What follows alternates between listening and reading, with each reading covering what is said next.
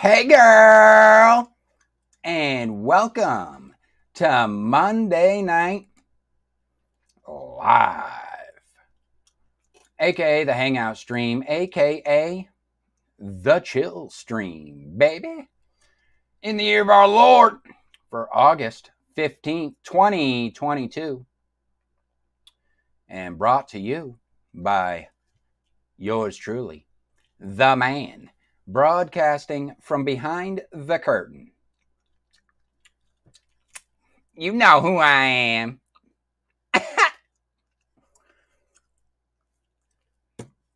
Because if you don't know by now, you can visit www.livefreeliverich.com or simply Google this name and you can find out.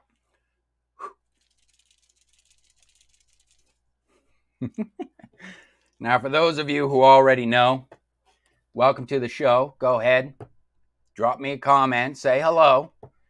I always say there's no need to be shy. I just like to know who took the time to stop by. And for the rest of you who don't know, because perhaps you're new, that's okay too. Because I'm going to go ahead and break it down for you. See, as far as I'm concerned, this is your show. And I'm just here to fill the role of producer. So I come on here 9 p.m. Eastern Standard Time. That's 6 p.m. Pacific every Monday night. And I boot up this live stream so we all can come together, readers and writers alike. And you guys supply me with things to talk about. And in return, I fulfill my role and I raise awareness for various projects from around the underground scene. It gives me a chance to become acquainted with you. You get to know me. And together, we discover what's going down within the realm of independent publishing. Which brings me right into my first segment of the night, where I like to shine a spotlight on some books that are currently available or coming soon to an online marketplace near you. So like everyone likes to say, without further ado. This one comes from Shaun, Prentice-Gregory. He says, hiya, bibliophile, book love, and writer's lift. He's got a book titled Loveless. It is a supernatural horror series that highlights the issues of everyday mental health. Check it out. Book 3 is coming out soon. He shares a link to book 2. Thing is, what I usually do with people that have yet to be featured on the live stream and they suggest a different book in a series, I will go ahead and just cover book 1 of their series, and then we can go from there. See what you guys think about that.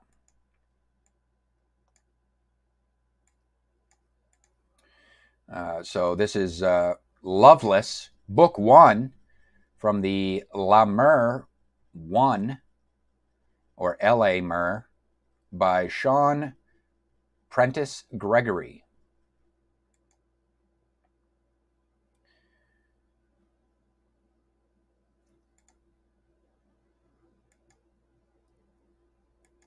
Full show tonight, I have to say. We got quite a bit to cover.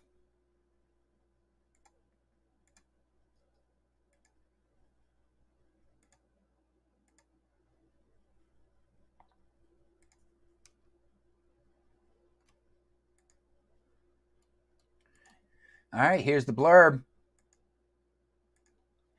A mental disorder of unknown origin has awoken, killing otherwise healthy people. A mental disease spreading like a virus without warning. Sounds like liberalism.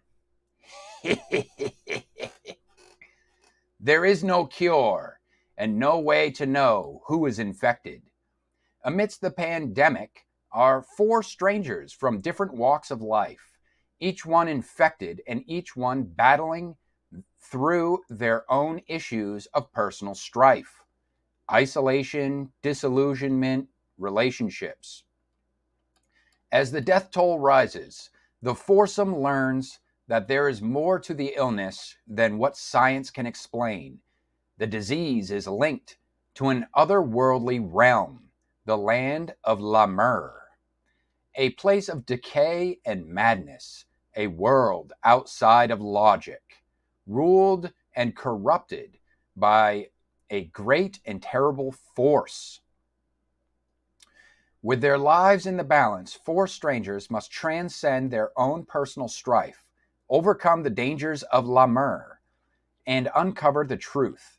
The truth, though, is how La Mer is linked to a mental illness will have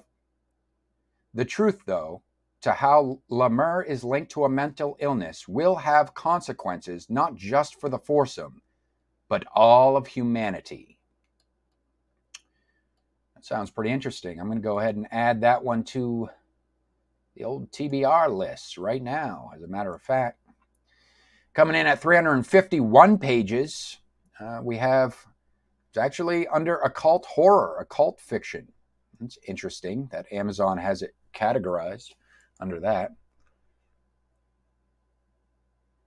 I would have thought that this is actually like a almost more of like a thriller. But that is Loveless, book 1. If you guys have a book out on the market right now or coming soon, it could be on pre-order. That's acceptable as well. That's all I need is the title of the book and the pen name of the author. You could just get in contact with me through any of my social medias. I do writer's lifts on Twitter at least 3 times a week. You can jump in on one of those. Just share a link to your project. I'll be glad to mention it during a future live stream. All right, this next one comes from author Lily Lamb. They write, thank you, and a review, I guess. This came from a review. The Dowling House was an unsettling read for me.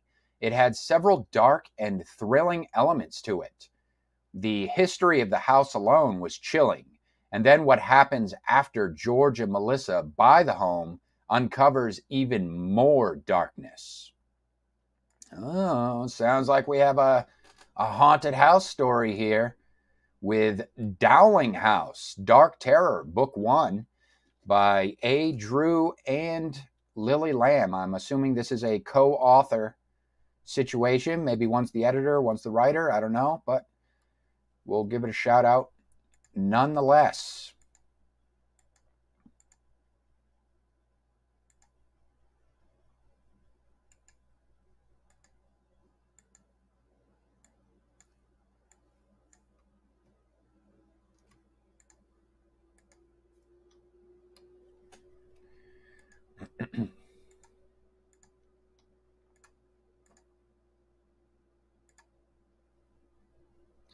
All right, here's the blurb. Imagine how thrilled George and Melissa were when they purchased an unoccupied house. They hoped to renovate it and then sell it for a tidy profit. Their dream of a new lucrative business encounters a few issues. What does the future hold for this hard-working couple? It's a very vague blurb, I have to say. It doesn't even really hint at any supernatural elements or anything that has to do with horror, really. This one would be considered a novella, coming in at 75 pages. And it is categorized under ghost thrillers or ghost fiction. 2-hour mystery thriller and suspense.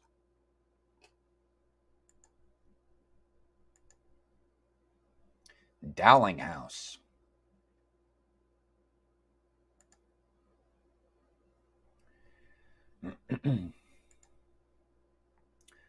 I'm moving kind of quick on these tonight. Again, like I say, I have a full show, have quite a bit to get to and a lot to talk about. So this is just the first segment that I usually do where I want to get a jump start and cover some people's books.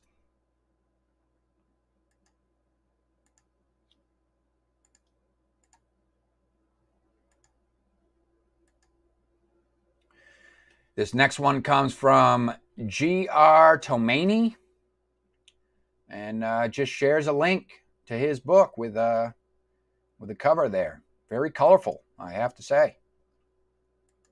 Let's see what this one's about. This is his book, The Rainbow Cantos, 2 Attempts at Queering the Canon by G.R. Tomani. Interesting.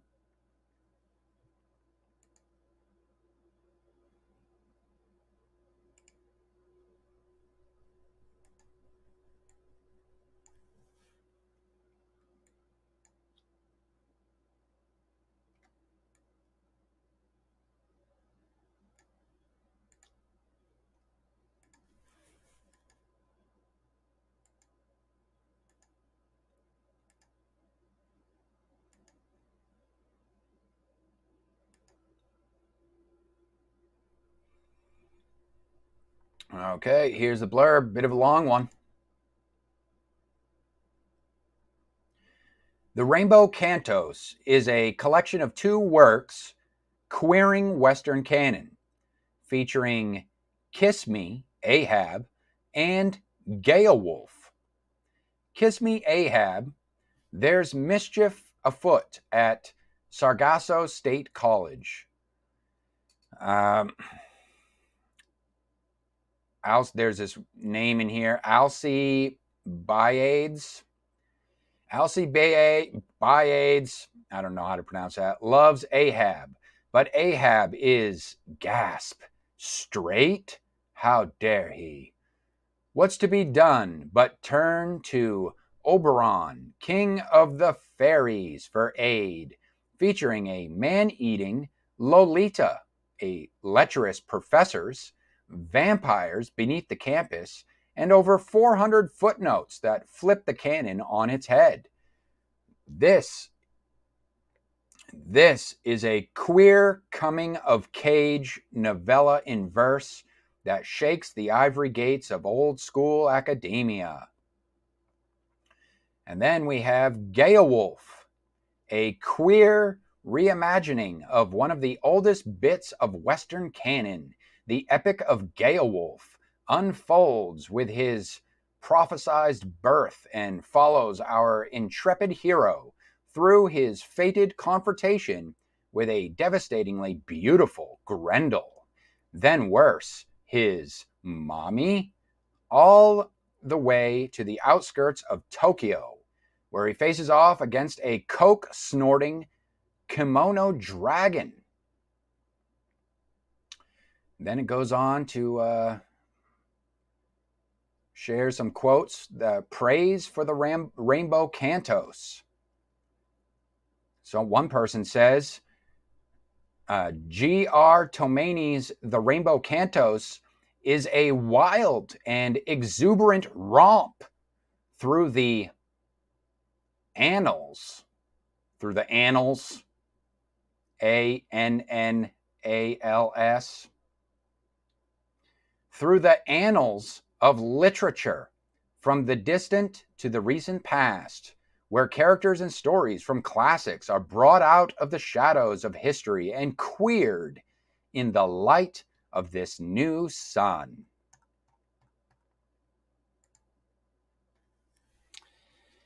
I have to say, I see something like this, and first thing that goes through my mind is, what the hell is even that? And if I was to leave it at that, you might think to yourself that I'm an uneducated, unsophisticated, podunk country bumpkin. And you wouldn't be far off, but you're not even close. Allow me to elaborate. Listen up, you city slickers and metrosexual hipsters. Because what we have here is an individual who exercised their freedom of speech to create a piece of work that leans heavily into the Dionysian paradigm and seems to utilize parody in an attempt to subvert or take the piss, if you will, out of Western canon. Now, because of how obtuse the blurb is, I almost want to believe that this is actually satire, because clearly it's written for a very specific audience. And it's almost as if, I almost want to believe that it's actually making fun of LGBTQ. Not the individuals, but LGBTQ as a political movement. And making fun of the kind of queers that would make a flamboyant spectacle of themselves and, would be willing to put themselves on public display in a debaucherous kind of way while attending something like a gay pride parade. But I could be wrong, and this may literally just be a spoof upon Western canon. The only way I would be able to know for sure is if I read it. And if I'm to be honest with you, this is just a little bit too corny for my taste, I have to say. I mean, Beowulf? More like Gaewolf. Yeah, Gaewolf. Flaming.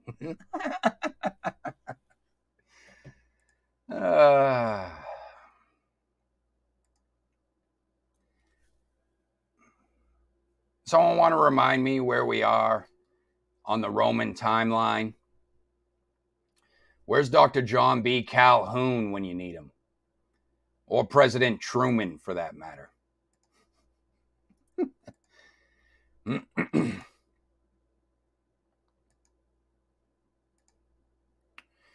Next up comes from Willie Martinez. This will be the last book we cover for tonight. Willie Martinez, he writes, Mad Men is a disturbing dark fiction anthology written to better understand the sublime and the infinite strangeness that drives us all.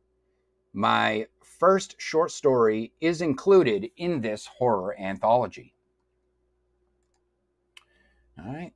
It's a good way to follow that last one up, huh? We got Mad Men by A.R. Braun, Matt, Love It or Leave It, Levitt, and Willie Martinez. This horror anthology collection. Lurkers in the chat, how we doing tonight?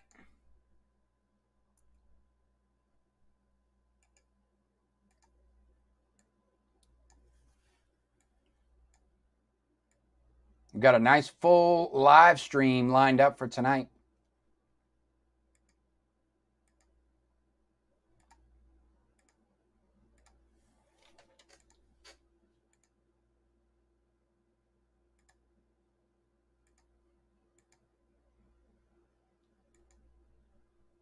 Hey, Rainer.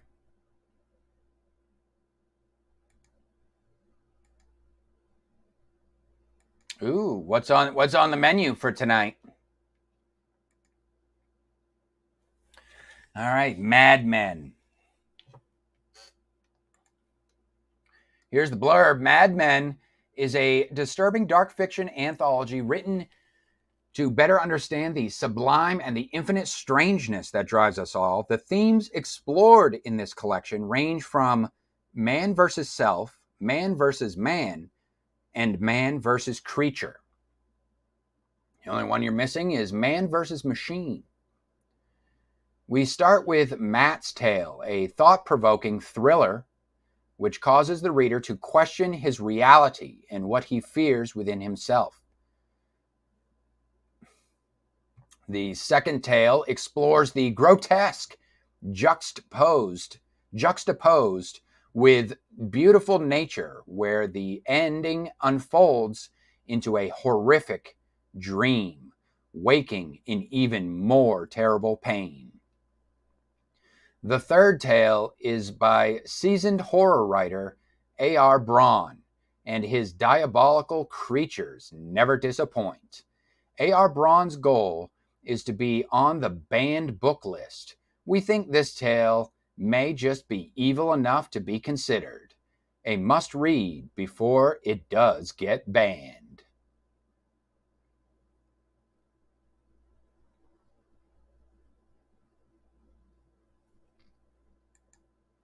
A little bit of a marketing gimmick there, but I can dig it.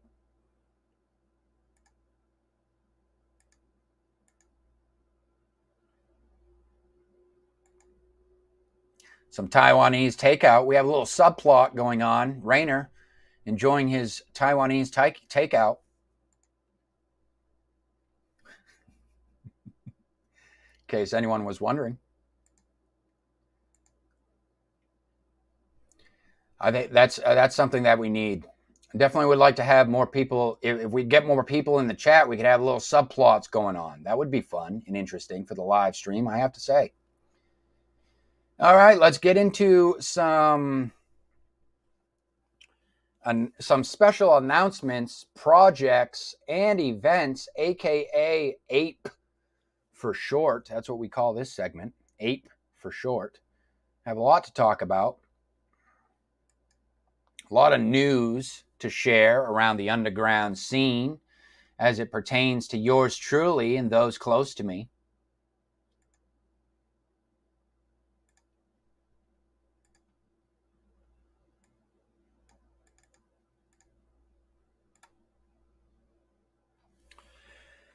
First up, book news. If you remember Hydra's Wake, that was a novel I covered.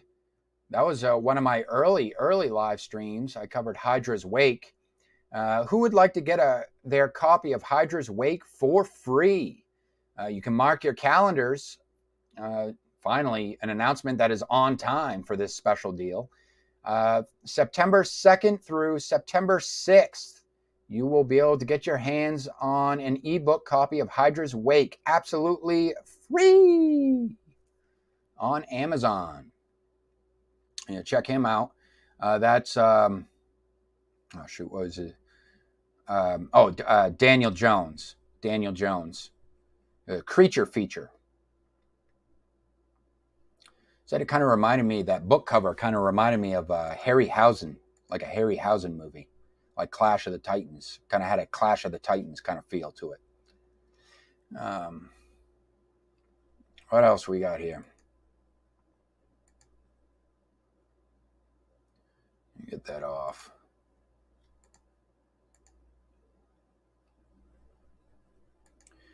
What else do we have? Comfort Gold says Mafia Romance Alert. Title is Subdued. The Mafia Queen is as cold as ice. She has no weaknesses. She doesn't give second chances. Read what happens when a new recruit steps in and changes everything for $3 a month. Updates are on Saturdays and Wednesdays. So this was Goldie's Notebook, has a mafia romance story published exclusively on their Patreon. Let me take a quick peek at that. If you guys do anything like this, where it's like paid subscriptions or anything like that, I mean, you feel free to share it with me. I will at least check it out as much as I can. At least give your project a little plug that way.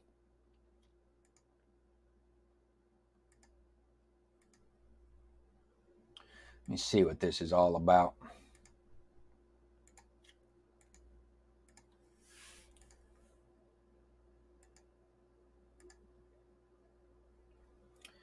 All right, so we have Goldie's Notebook.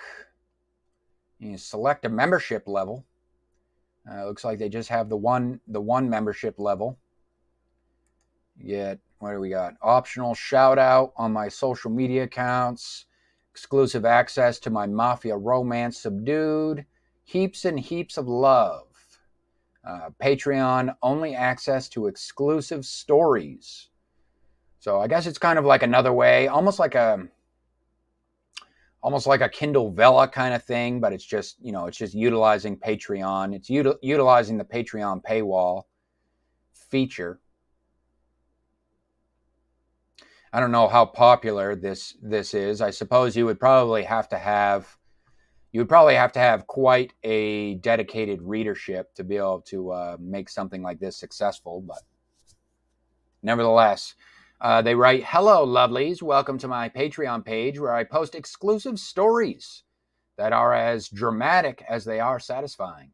I have just one available story for now. As the saying goes, one step at a time. Thank you for clicking the link to this page, and it is a great honor to have you here. I hope to reach your expectations of me as my wonderful patrons. Financially, psychologically, and welcome." So it looks like they have up to they posted. It looks like it's fairly new. It says that they posted 5+ times in the last week, and it goes up to chapter 5 so far. So it looks like this project is kind of just getting. They just kickstarted this project. There it is.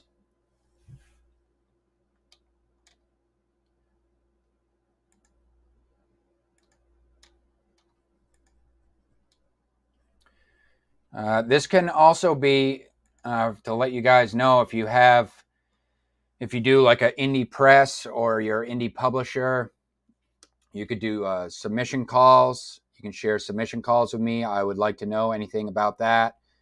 Any other types of projects, like if you do a read-along or a read-a-thon type event, I'd be happy to talk about that as well.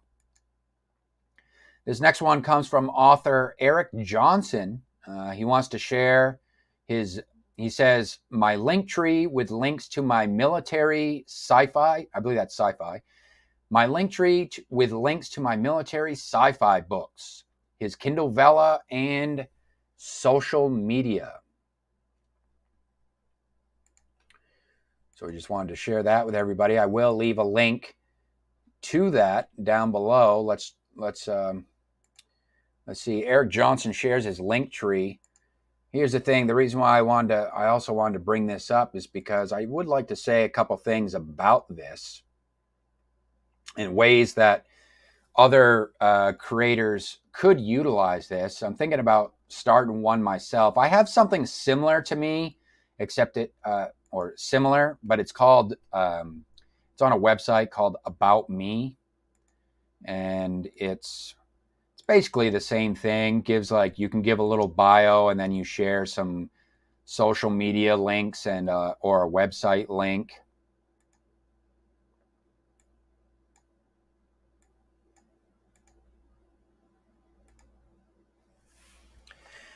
But let's see. So this is basically like, if you're going to be an online entrepreneur, I mean, I think that this link tree thing is pretty much like this is the new business card right here. It's uniform. Everybody's pretty much looks the same. I've seen some people like have special designs on theirs, but for the most part, it's all uniform, and people just share their links. Now, some people will share links to specific products or books that they've published, which I think that kind of clutters up their link tree. I think the best way, in my opinion, to utilize the link tree is to just link your social media accounts and link your personal website. But that's just my opinion. Other than that, I mean, you want to drive. See, he's got a lot. He shares a lot of different stuff on here. He's got a YouTube channel. Oh, I didn't know he was on YouTube. I'll have to check that out later. You see, he's got his socials. He's got his Kindle author page, Smashwords. I think this is a homepage to his website.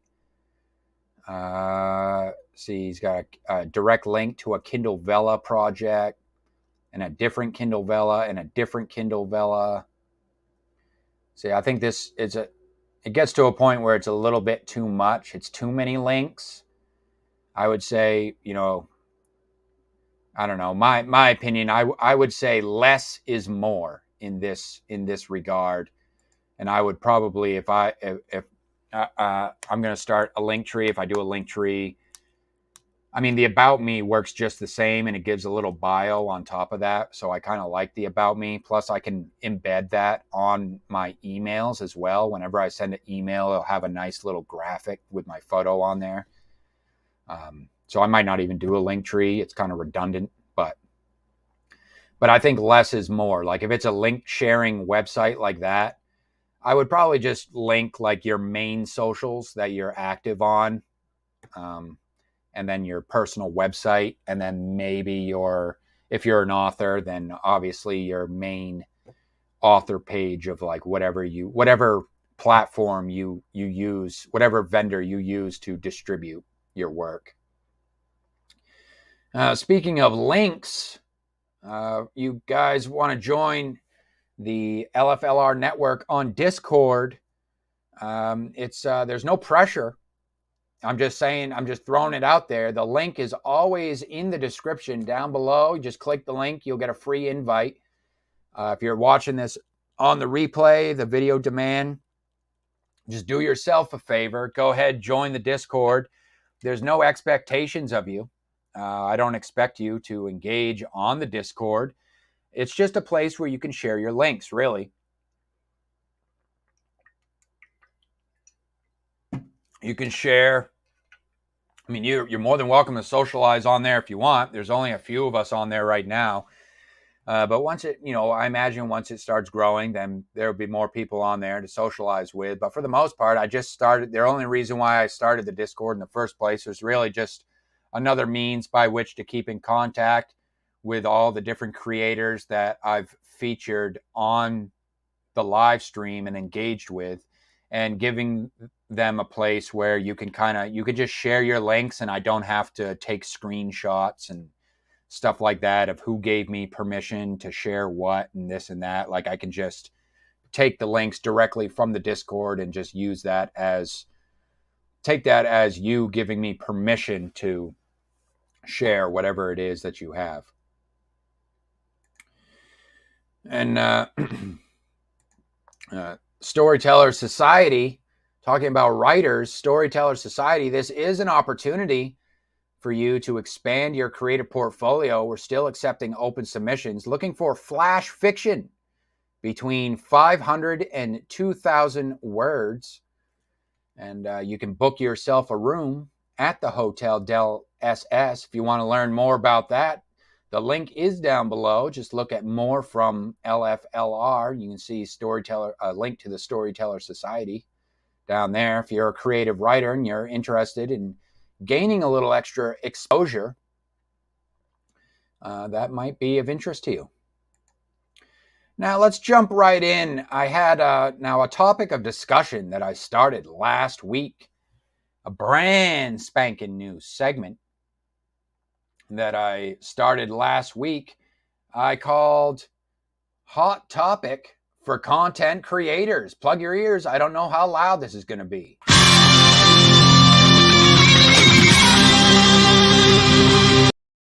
Yes, Hot Topic for Content Creators. Oh, nothing much. You just missed the news, that's all. But you're just in time for Hot Topic for Content Creators. If you remember, what was the topic we were talking about last week? It was the Hot Topic for Content Creators. Hold on, let me put up the banner. It's basically where I pitch a hot topic for content creators to cover, whether they post a video about it. I'm trying to encourage content creators to share some ideas and create some content that I could then share during the live stream. So last week, what we had, the hot topic for content creators last week, basically I summed it up like this on Twitter. I still have the video on the main page on my YouTube. You can check it out. And I'm going to leave it up there. I don't have a new hot topic for this week. This isn't going to be a weekly thing. This will just be like a as ideas pop up kind of thing. But we did have some people comment on the video, so I will be covering that and sharing a little bit of my own 2 cents as well. So basically, I summed it up like this. Is artificial intelligence, or AI, even capable of creating art? Is artificial intelligence capable of creating art? Do you think it is capable of creating art? And also, another part of that was, what does it mean to separate the art from the artist in this regard? And can art become too far removed in this way?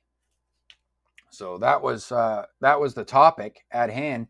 Kind of a two-parter, a little bit deep. And like I say, that's why it's a hot topic for content creators. I intentionally want it to be deep. I intentionally want it to be thought-provoking. I want people to really think, right? I want to pitch topics that are really, that can be delved deep. You can deep dive into them, if you will. So let me quit waffling here and get to the video. Let me bring up the comments.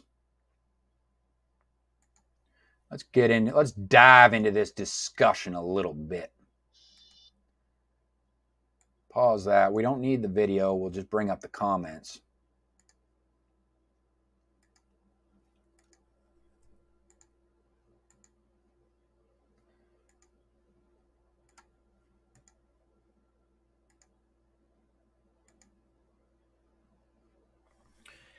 Okay, so see what we have here. I believe, Rainer, you were actually one of the first ones to comment on this. Let me see what we have here. Make sure everything's reading full. Yes, very good. All right, so Rainer, your thoughts on it. You said, depends on what you mean by art and how much human inspiration needed to be present in them. If by just passing, and you did bring up the Turing test, which I did think was pretty clever. The Turing test, for those who aren't familiar, is basically like humans, the human, if I remember correctly, correct me if I'm wrong in the chat, Rainer, I know you're here, but the Turing test is basically like if like AI can pass basically the uncanny valley test, where it's like a human being is unable to decipher whether or not it's a real human being or an artificial intelligence, or if it was created by a human being. Or another way of thinking about it is, for instance, like CGI, like the human mind's ability to determine what is real and what is fake in terms of CGI and stuff like that. That is kind of an example of the Turing test as well. Then AI, he goes on to say, then AI is already quite capable of generating art. That's what you think, huh? So there's AI being researched in China that could write long web novels or draw comics. It's interesting that you bring up drawing as well. I'm going to touch upon that in just a second. Then Jocelyn Carter came in here. I believe she was new to the channel. She's not, I don't think she's a subscriber, but she just kind of stumbled upon the video, decided to toss in her 2 cents. She said, she does make a good point. She says, AI is a tool. It's designed to fulfill a task. AI can't really create art, but it can be used to help human beings to create art. Saying AI can create art or that AI be an artist is synonymous with calling a paintbrush, a pencil, or other such tool an artist. It's an interesting take. They are, however, highly useful tools for creating art, and the same goes for writing. Besides, the type of AI that are used to create are a result of human creativity. So, on one hand, it sounds like she's saying that AI is really an extension of human creativity. But the thing about it is, at what point does AI, because we're talking about programmed algorithms here, I mean, at what point, because this ties into my question where I talk about, okay, well, what about separating the art from the artist? And at what point does it become too far removed in this way? Because if AI is just an extension of human creativity, well, then at some point the algorithm could become so deep that at what point is it so become so far removed from what the original creator intended the AI to do because of a self-learning type of thing, that the AI becomes something completely different in and of itself. You know, what do you have to say? What's this? It's mostly a test of conversation ability. Okay, so the Turing test, and the test could be a bit in depth as well. It's agnostic about an agnostic take on consciousness. We don't necessarily know the other person's, we don't necessarily know that the other person is conscious.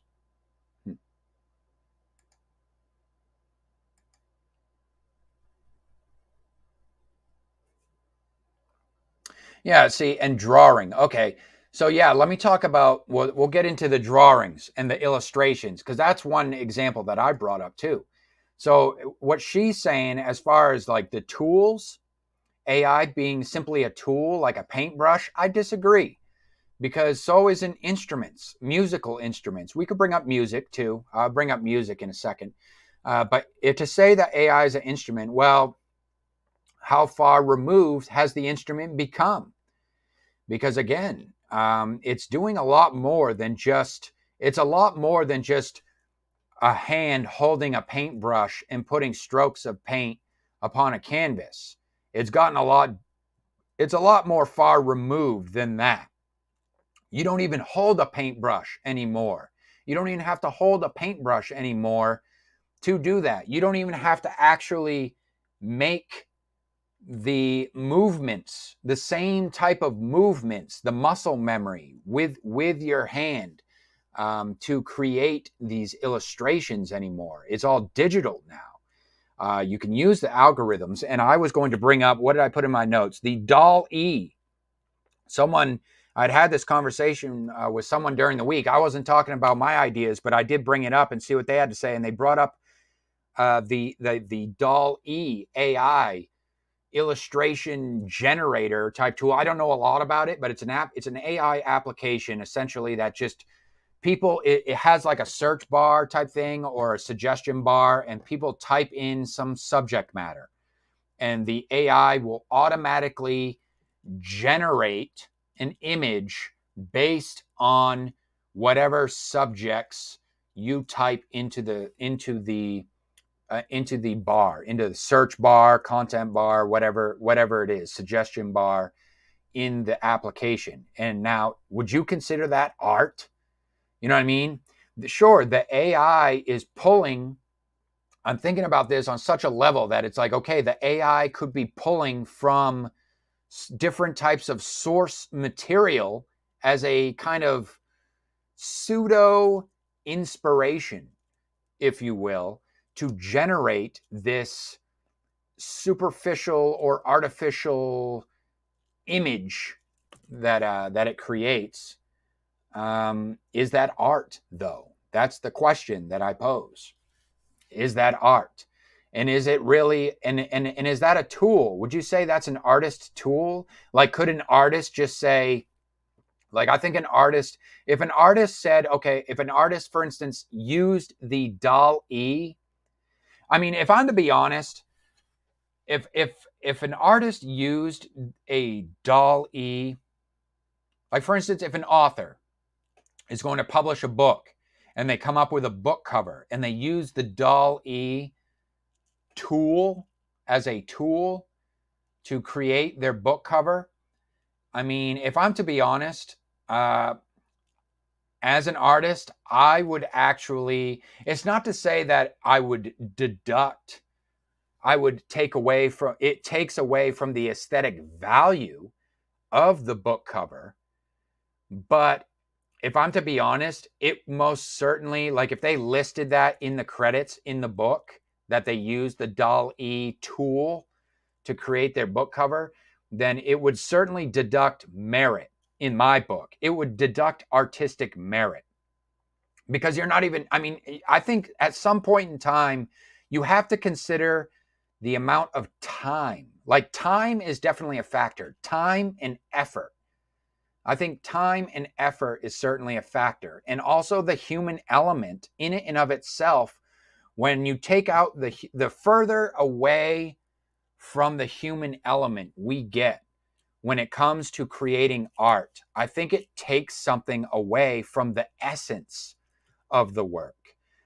It kind of, I think it loses, this might not ring true with the atheists out there, but I think that it loses a certain type of, the art loses its soul, if you will. It loses a kind of spiritual je ne sais quoi, if you will.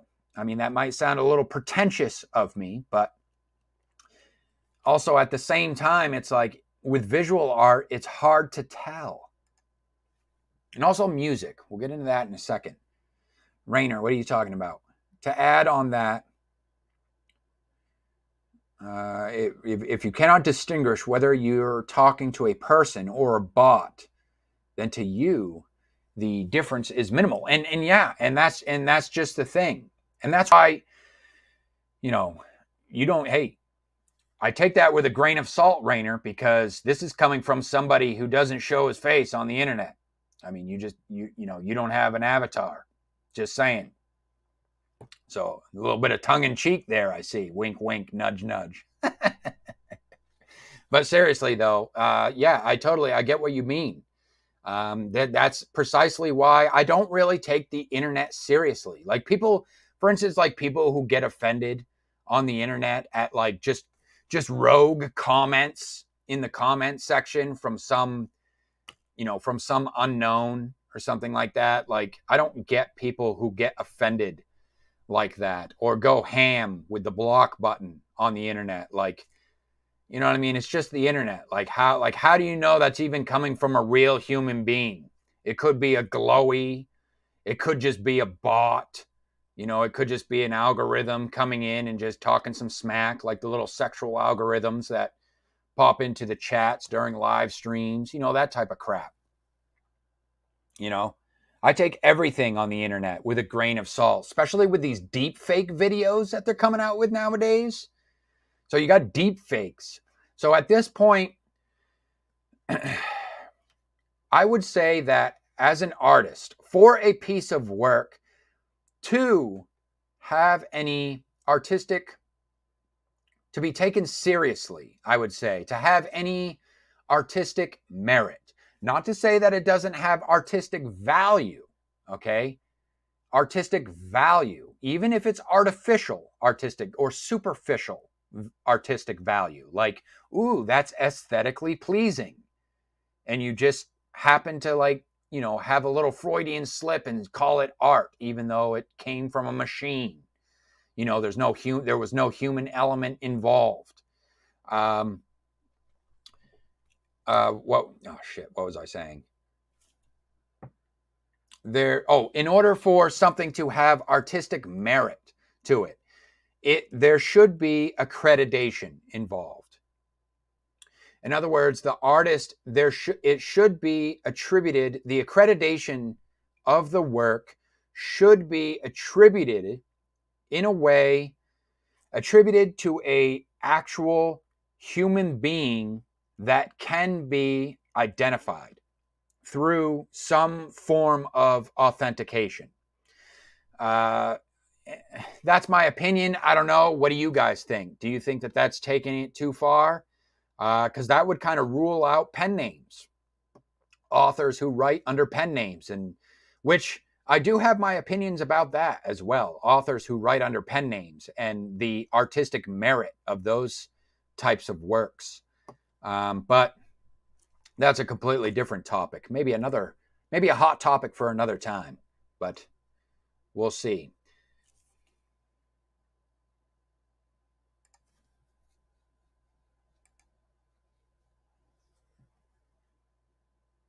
You're actually a smirking crab, not human at all.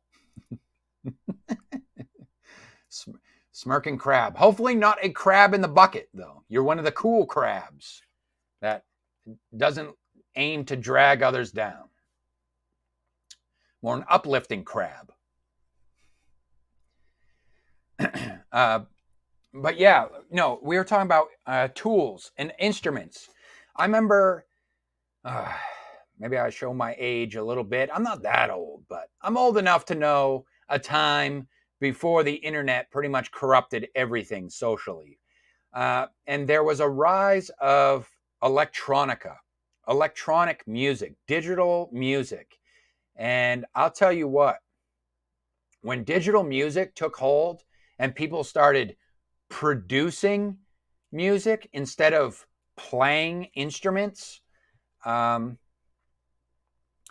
there was definitely some pushback on that as to the artistic merit of producing music opposed to or what they called engineering music, opposed to playing music, basically with hands-on instruments and just sitting behind a keyboard and effectively just programming sounds and creating a sequence of sounds that was pleasing to the ear through synthesizers and stuff like that.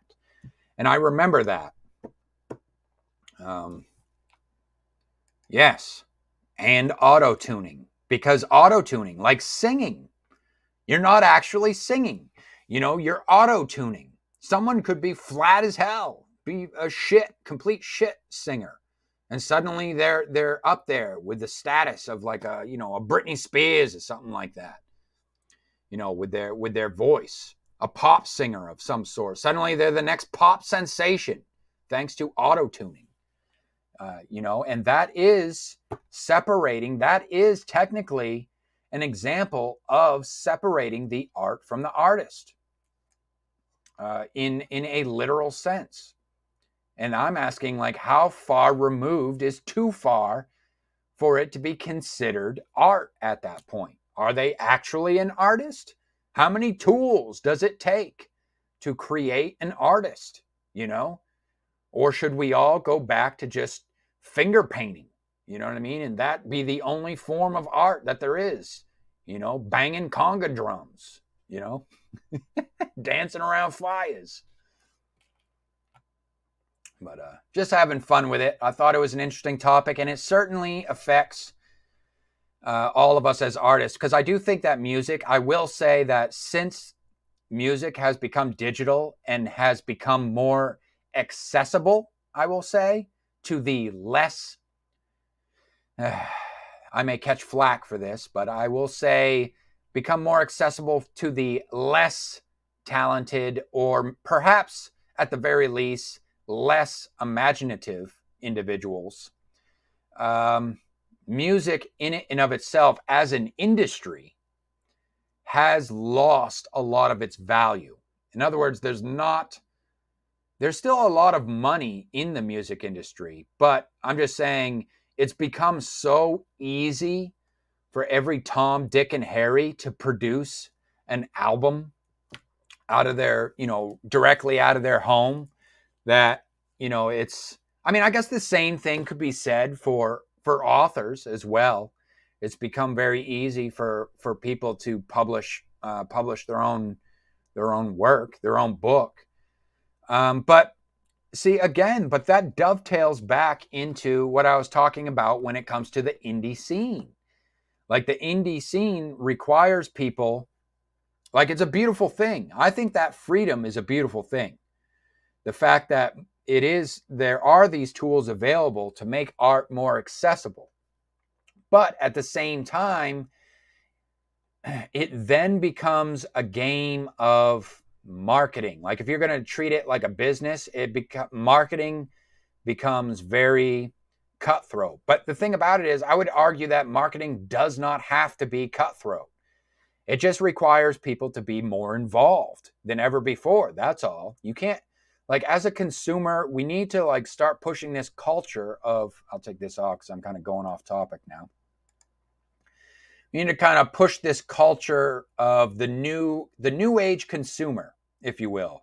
The consumer that doesn't just sit on their ass and wait for Hollywood or the mainstream to serve them new products and art on a silver platter for them to go, ooh, new product. You know, you actually have to get up off your duff and go out there and do your research and, you know, get involved in these communities and see what's hot, see what's not. Form your own opinions. Get your toes wet. You know what I mean? Get your beak wet, so to speak. And, you know, start diving into some of these unknowns and discover some rare gems, if you will. For me, that's the fun of the indie scene, is discovering the rare gems. Going out there, you never know what you're going to get. And it's not like Hollywood, because with Hollywood is kind of predictable, I think. That's why I don't really care about Hollywood. I haven't paid attention to what's coming out of the mainstream in years, or cared. Like, yes, mainstream has its advantages over indie in the sense that mainstream is pretty automatic when it comes to getting the eyeballs and capturing people's attention. And it gets a lot of people hyper focused on one particular thing. And it gets people talking, and it creates a greater sense of community versus the indie scene. I will say what plagues the indie scene is cliques. Unfortunately, tribalism and cliques do plague the indie scene quite a bit. And I'd like to see more people, you know, I'd like to think that I'm not so much like that. I try not to get too personal with any individuals online and just kind of separate business, keep it professional, you know. But, you know, you get to know enough people in the scene, and you know, it's almost one of those things where you kind of like, you fall in with certain groups, and, you know, some people you find cooler than others, and so how it goes, such is life. I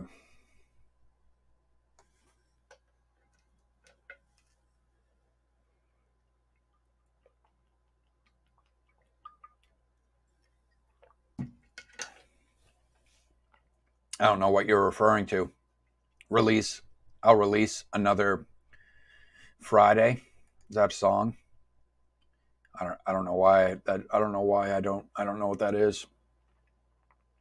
Is that music? Did you do something that I'm unaware of? All right, we're closing in on the hour mark, and we still have 2 more segments to go. I have a video for tonight, and I have some reading time. Let's get in some reading time.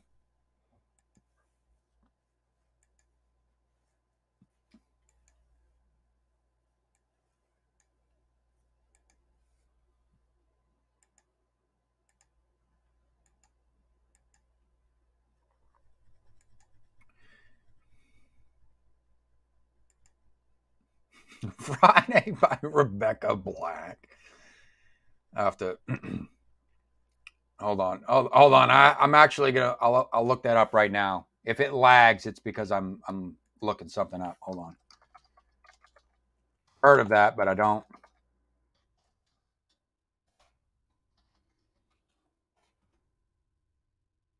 Oh, God. What is that? A Disney pop star? Rainer? Jeez. Got me looking up Disney pop stars here. What is that? Like a new... What is that? Hannah Montana 2.0? Jesus. It's a meme song. Okay, so what you do, like a parody of it? All right. So this comes from Is a Forest Spirit. Once again, I've read something from Is a Forest Spirit before. Apparently, it was because she posts short stories. She said it called it short stories on her blog, but I guess what it actually was is a serialized fiction. It's a story, but she just does like individual posts, like chapters or episodes, directly on through her blog. So what we're going to do is we're going to go ahead and read the prologue, because the last time I was like, this kind of sounds... I thought it was a short story like flash fiction, but it actually read more like it was like a chapter, like out of the middle of a book somewhere, like it was a scene out of a complete novel. So she did make me aware that it was part of a larger story. So we're going to go ahead. We'll read the prologue, which is the beginning of that story. I'll give this... There's a little synopsis on that, and kind of do her story, her blog, a little bit more justice in that way. And this is coming from, this is the prologue by Is a Forest Spirit via Is a Forest Spirit Stories at Is a Forest Spirit Stories.com. I believe there's a little bit of a typo there. I'll see if that is the case.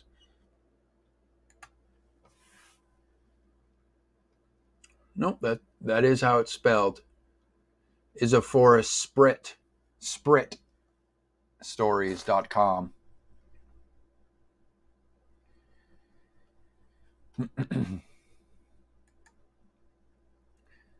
Let me start by reading the synopsis here. She does put a little synopsis, basically more like a blurb. It says the prologue to this is basically the introduction to the Gregorian mythology, the creation of the world, and emergence of the pantheon of deities known as the Erai, E-R-A-I, Erai. We'll call them the Erai. And then they have their immortal servants, the Enai, E-N-A-I, and the creation of the human race. Interesting.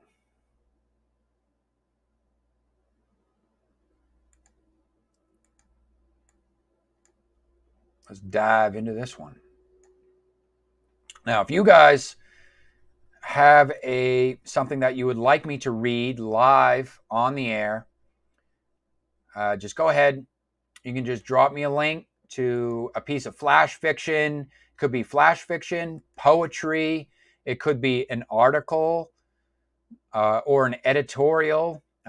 Preferably if it's writing related or falls within the creative sphere. It could be also philosophical or metaphysical in nature, and as long as it's like thought provoking and it sparks imagination, I may be willing to read it live on the air. I'll just look it up and see if it would make a good fit for the live stream, and go from there. All right, let's dive in. What do we got? What are you saying? How long is the queue? Let me hold on. For what? For reading? Not that long. Not that long. I'm probably about. Actually, yeah. I mean, I have some material for a little while. I'm probably, I'd say, give or take, maybe two and a half. Probably about 12 weeks. give or take. Depends how long it is too. And if I don't have a lot going on in the stream, like say, because I don't have videos to watch. So videos would take up more time watching videos on the stream, and I've barely gotten any video requests, which I would like to see more people take advantage of, by the way. So if you have book trailers, you want to jump ahead in the queue, I've got like nothing in the queue for videos. I've got a video for tonight, and that's about it. But if you do like book trailers, if you read your own poetry and you upload it on your YouTube or some alt media, it doesn't have to be YouTube, but I will check out the video ahead of time just to make sure it's appropriate for YouTube, and I'll watch those videos during the live. But I have like no queue for videos, but my queue for reading goes out about 12 weeks, give or take, depending on how long it is, because I might read more than one thing during a live stream. So it could be as short as like 6 weeks out if I double up every live stream. But again, I'm not always in the mood to just, to read a lot of long pieces. All right, let's jump into this. Prologue. In the beginning, there was a great void, out of which came two of the first and the greatest of the gods, Ephyr and Gregaia, the immortal lord and lady of the skies. Together they created the first race of immortals, their children, the mighty Erai. Gregaia first give birth to golden-haired twins, a son called Nir and his sister Vea, whose names mean the sun and the moon. Okay, so Ephyr is the dude, Gregaia is the chick, the god and the goddess, if you will, respectively. Lord and lady of the skies. Then there's the children. I gotta do this mentally because it's a bit of an info dump, I have to say. It is the prologue, so I let that slide. Prologues, info dumps. I think info dumps are appropriate, or what exposition. Heavy exposition in the prologue is okay in my book.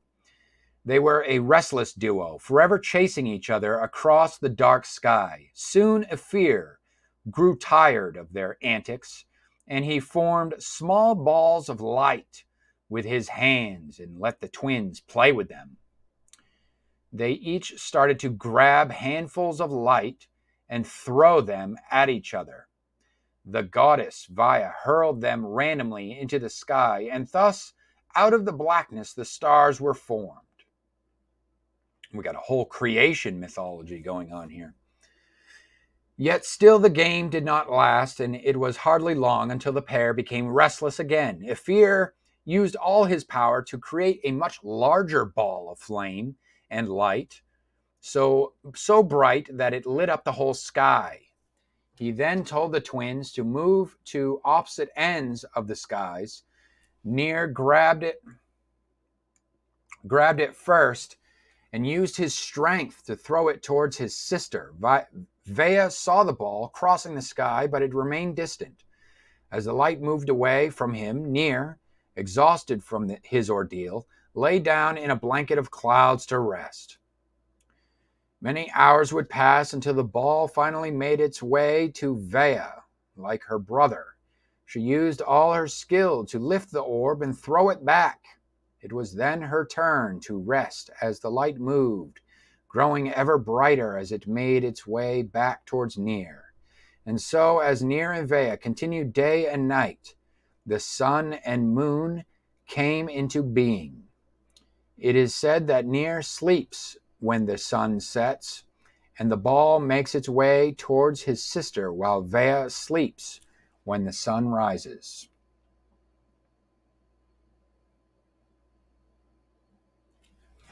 Ephyr and Gregaia had other children besides a daughter, Apha, the queen of the seas, an immortal being with wave-like blue hair and a fishtail instead of legs, a son, Atar, the god. I could see how these names could get mixed up very easily. You got the Ni, the Eri, the Apha, Atar, very close together. The god of war who rides across the skies atop a mighty horse. Another son, Cillian, the brown-haired, bearded nomad, lord of the forests, hunting animals and beasts. The flame-haired, fiery, god of fire and volcanoes, a patron of smiths and craftsmen. And finally, the youngest son, Makar, Lord of the Underworld. See, that's the one we became familiar with in the last one that I read. A grim-looking being with a disfigured face and gray eyes, so sensitive that he could not bear to even look into the light of the sky. For this reason, that Makar always dwells in the shadows and keeps to himself. Ophir joined hands together with his children, and their power combined to create the world. And from the earth's very core crawled out another immortal being, also counted among the Eri, a pale-skinned and copper-haired earth goddess named Lavinia, a ginger, if you will.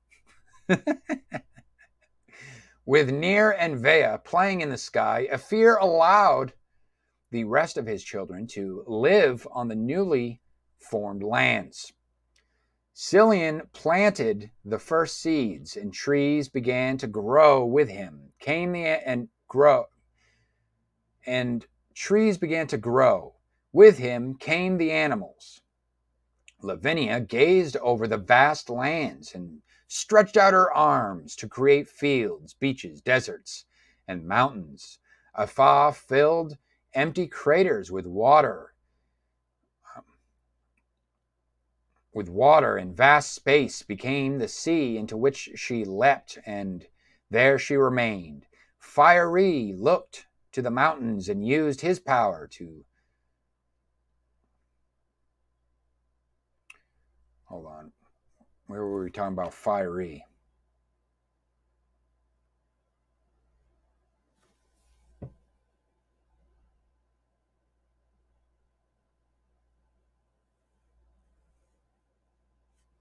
Okay. Anyway, so Fiery, I was just saying Fiery. They didn't specify whether Fiery was the son or daughter before. Where was I? Fiery looked to the mountains and used his power to set one alight, thus creating the first volcano. There, inside the volcanic rock, among the ash and lava, he forged his home, while Atar explored the lands on his horse before vanishing again towards the sky. Now, here's the thing.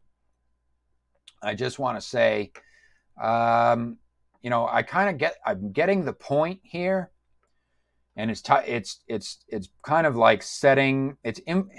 The prologue so far is kind of info dumping all of this lore ahead of time. Hopefully it does, before the end, it does kind of set the stage at some point and kind of like, what is the narrative at play here? Because we're getting the lore, yes, but I still do not understand what the narrative is. Like, what is the premise of the story? Like, in other words, like, what is this story about?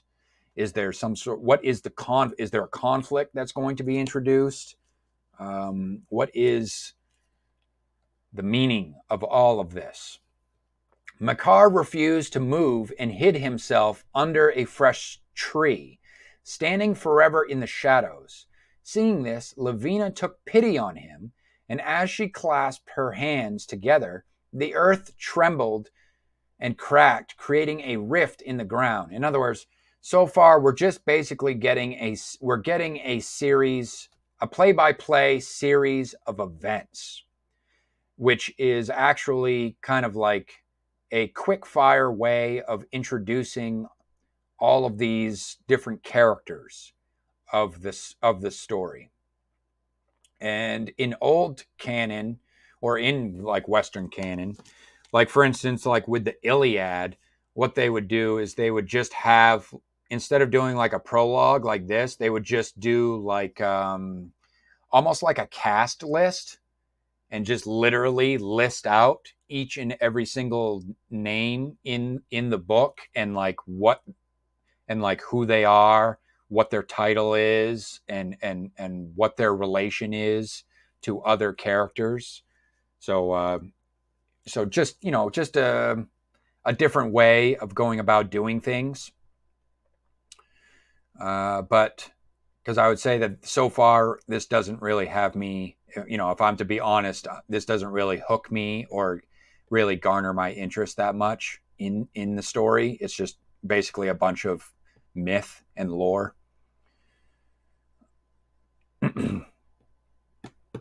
Hold on. But then again, that could just be my bias because I'm not the type who is overly enthralled by the fantastical. Like when things are like highly fantastical and not grounded in reality in some shape, fashion, or form, it kind of loses me. So that could just be me.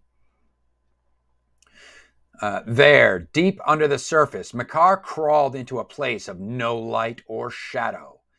It was in these cold halls of darkness that Makar made his home. He soon sealed the sole entrance with iron gates, and the place became known as the Underworld, the halls of Makar. The Lord of the Dead then created an army of shadow beings to guard his new kingdom. These became known as the Morcry. See, these are all things that you could be introducing in the story, like throughout the story, like as we go along. Like, is it necessary in other words, like, is it necessary for us to know this information right now? Up in the sky, inside her palace of wind and cloud, I mean, let me know in the chat. Am I being too harsh here? What do you guys think?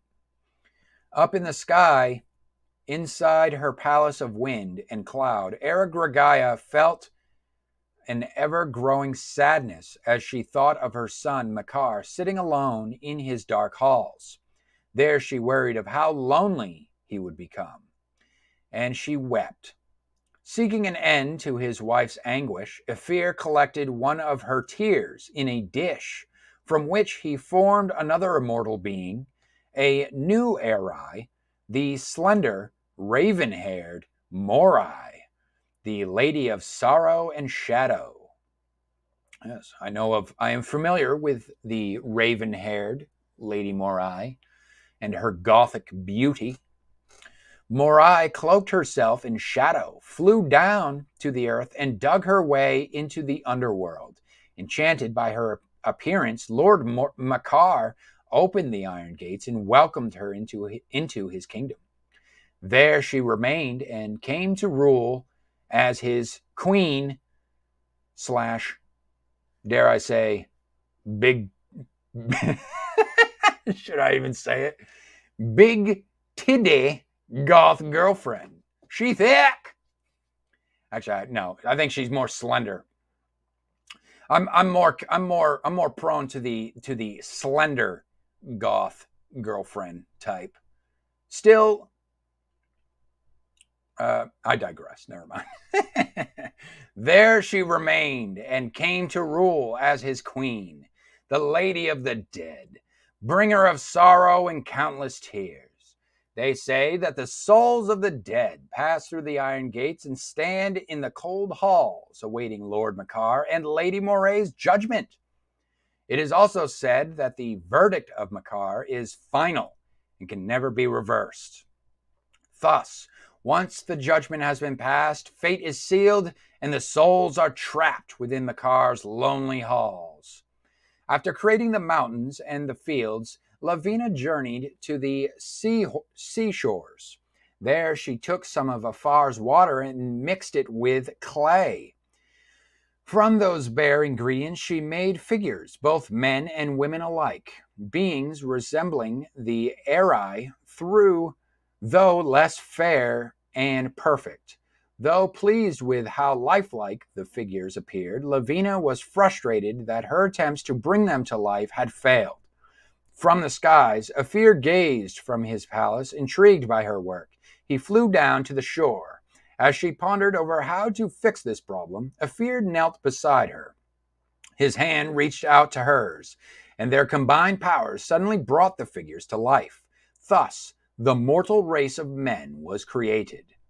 The newly awakened mortals gazed in awe at their creators, and they went down on their knees in front of their new lords.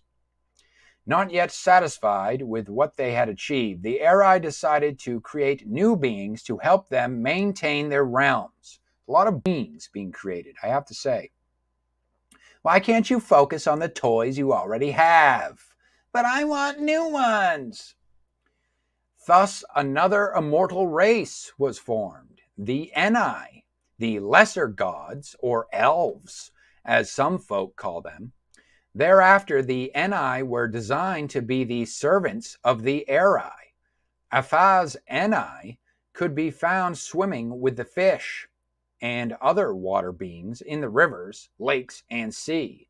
Cillian's Enai roam the forests, tending to the trees, collecting berries and fruit, watching over the animals, and watching over the animals. Fiery's Fire Enai guard his volcanic palace and work with metals and precious stones.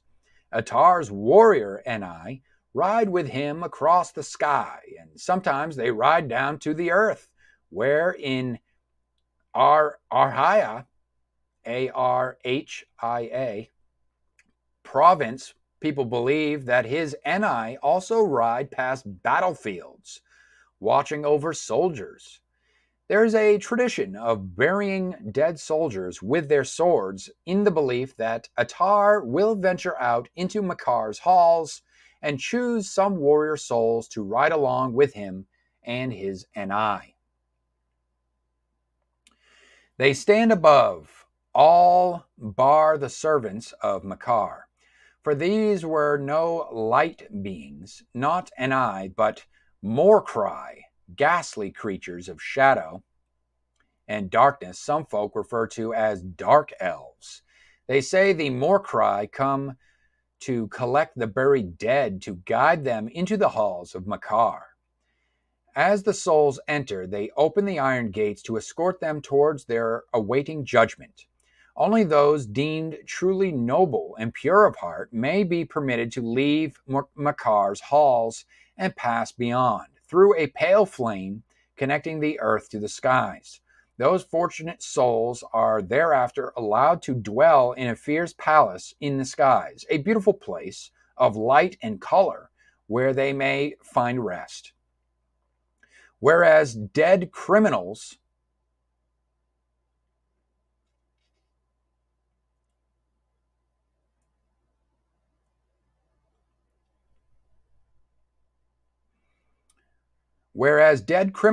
are stripped of their possessions and buried with nothing but a stone slab to mark their graves, engraved with the words Morcry, Morcry, Erarai, Enkar, Envenri, Fe Arir, Noer, Erai, Makar.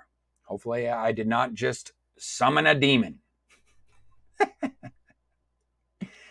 May the Morcry guard them for all of time, imprisoned in the cold halls of the Erai Makar.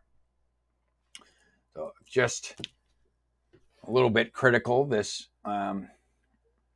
is getting a little bit too pretentious for me, I have to say. The Morcry guard the others within the halls until the time Lord Makar passes his judgment. Many believe that by burying the dead with something of value, they will be granted an audience with Lady Moray. They say that if a soul brings her a gift, she will hear their plea. The Lady of Sorrow will listen and pass her own judgment, proffering a chance to prove one's worth and find a peaceful afterlife in Ophir's palace. Many imagine that only she possesses the power to convince her husband into to granting a pardon to the righteous of souls. For Lord Makar and Lady Moray are usually of similar mind. An agreement between them is always reached, and their judgment is final. After the Eni had settled the world, Ifir and Lavina Ifir asked Lavina whether she would like to join one of his children on their newly formed lands. She agreed, yet struggled to decide in which of the realms she hoped to remain. Ifir suggested that she visit his sons in their respective domains before making her choice. First, Lavina visited the sun god Nir. The bright light stung her eyes, and she quickly grew restless. Once Nir threw the large ball across the sky, he tired once more and fell asleep. Lavina thus soon bade him quiet farewell and left. She returned to the earth. There in the forest she met with Lord Cillian and her friend and kindred spirit. Her presence in the woods was welcomed by all, as the birds sang and flowers started to blossom. His Eni prepared a feast for her, and they danced and played pleasant music with their wooden flutes. You see how this is kind of reading like a news article? I don't know, it's just the exposition is being laid on thick here. You're not really getting into any story. You haven't really broken into any kind of narrative yet. In other words, the question keeps arising in my mind. What is the point of all this? Is there a conflict that's about to be introduced at some point here? What is the meaning of all of this lore? Why are you bombarding me with all of this lore? Why do I need to know, as the reader, why do I need to know all of this information up front? And instead of it being sprinkled throughout the narrative.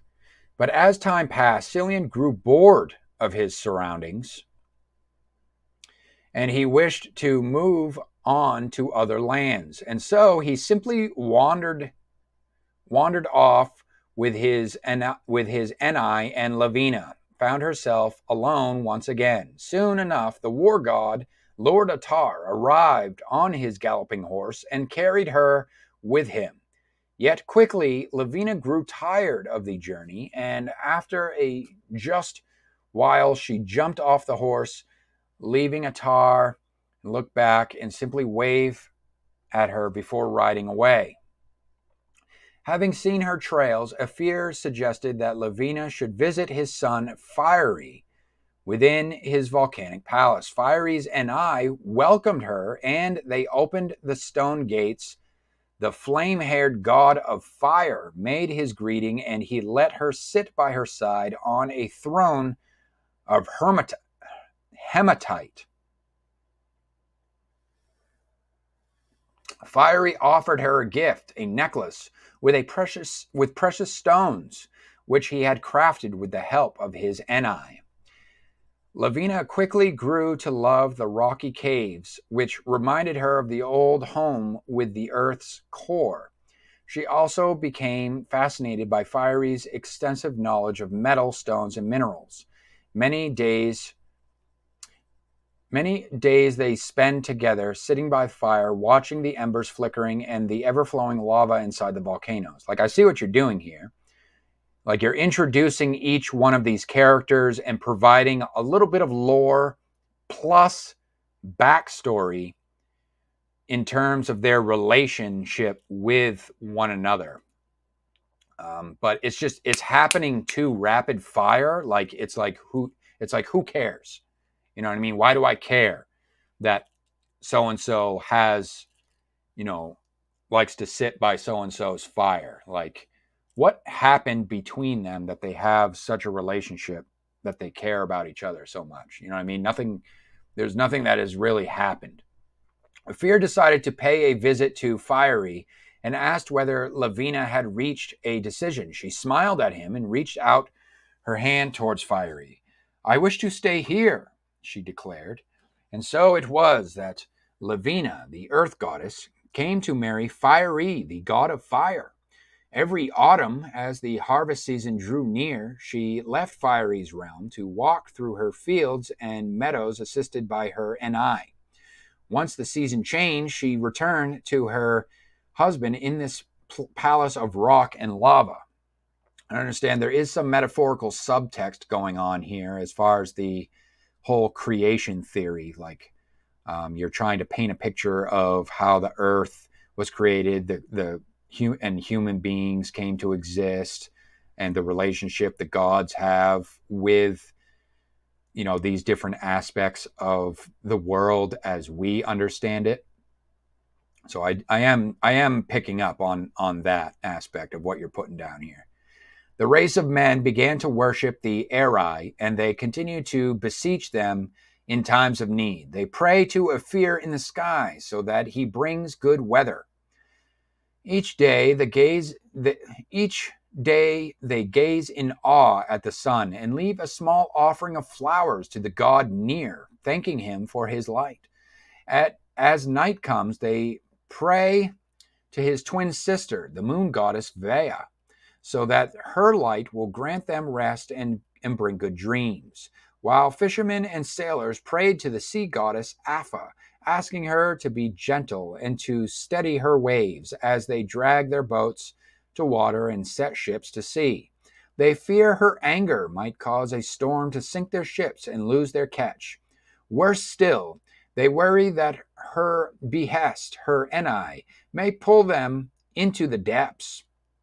Farmers implored to the earth goddess Lavinia, to grant them a good season. During the harvest, many venture out into her temple in the mountains with a small offering of the finest crops in the belief that it will bring them good fortunes in the following year.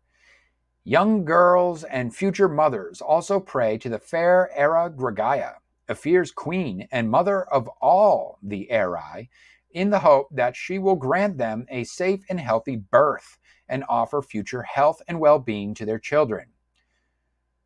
Those who live near the woods pray to the forest god, Cillian, that he and his Ni may protect them from the wild beasts during hunts and allow them to gather food, herbs, and firewood. Some would leave offerings of flowers or berries for his Ni to collect during their travels. Warriors entreat the war god, Warriors entreat the war god Atar that he may grant them courage and strength for battles to come, leaving smiths and craftsmen to look towards the volcano and prayed to Fiery, wishing for guidance with their work. They too feared his wrath, for the god of flames was quick to anger, and his fury was great. If pushed, he could force the lava to flow out of his palace, bringing death and destruction to all. Most of the mighty Eri remained in their realms with little concern for their lives of mortals, leaving some of their servants, the Ni, to occupy the same lands as the humans and occasionally watch from a distance. The mortals also grew curious, having heard many stories of these lesser gods. It was said that they had the power to heal wounds, possibly even to revive the dead, and to make themselves invisible. Some mortals would enter the forests in an attempt to seek out Lord Cillian's Ni with offerings of fruit, berries, and flowers. Others ventured deep into the caves with gifts of precious stones for Lavinia and Fiery's mountain Ni. Yet these fair, immortal beings were rarely seen, for they were wary of mortals and preferred to stay with their own kin, serving their Eri lords. And that's it. We've reached the end of the prologue. Basically a very huge, not necessarily a preview of the story so much as just a huge lore dump is what that was. Basically just a quick snapshot overhead view all the characters and their relationships with one another and their involvement in the land, in the world, the role they the role they play in the world. Not gonna lie, that was quite a.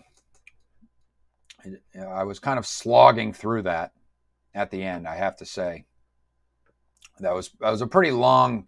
It was a pretty long prologue. I would say, I don't know how long that was exactly, but I'd say typically a prologue, I probably wouldn't do any more than like 1,500 words on a prologue. Keep it short, keep it sweet, and just either utilize a prologue to either like set the stakes or kind of give a taste of the suspense or tension. Like you could use the prologue to like paint a scene using a character that's not a main character to introduce, like for instance, in like slasher thrillers, or like crime thrillers or something, the prologue may introduce the killer by having them off some character, some no-name character in the prologue as kind of a way to introduce the, what's going on in the rest of the story. And then the rest of the story like starts like, because the introduction of the story could be very slow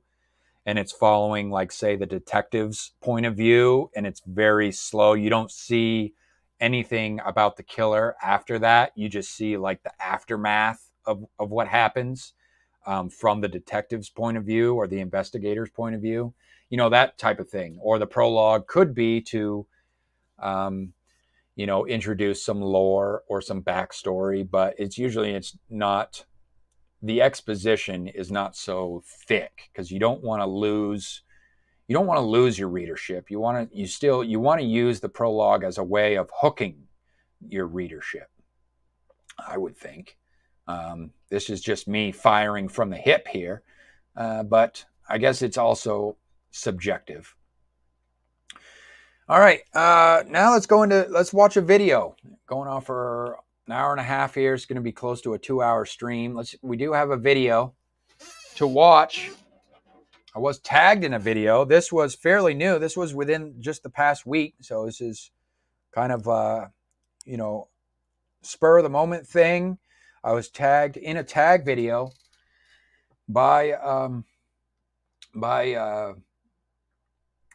a content creator that I am familiar with and subscribe to. Actually came across her channel back. Speaking of lore, I came across her channel way back in the well, I say way back, but believe it or not, it actually has been a few months since I've been doing these live streams. I started doing them, and I discovered her channel just organically I had one episode where I was looking up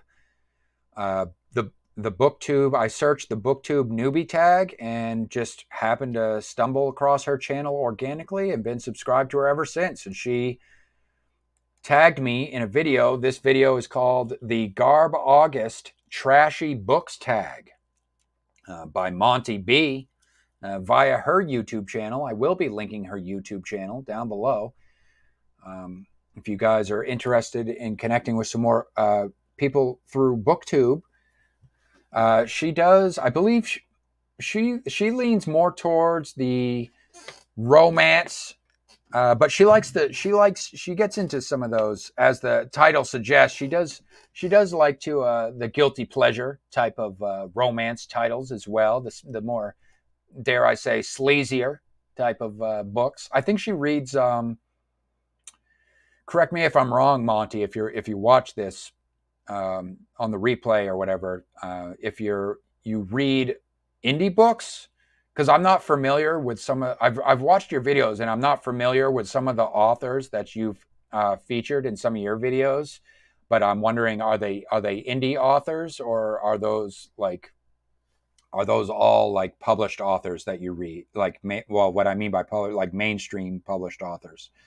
I want to say that you're into the indie stuff as well.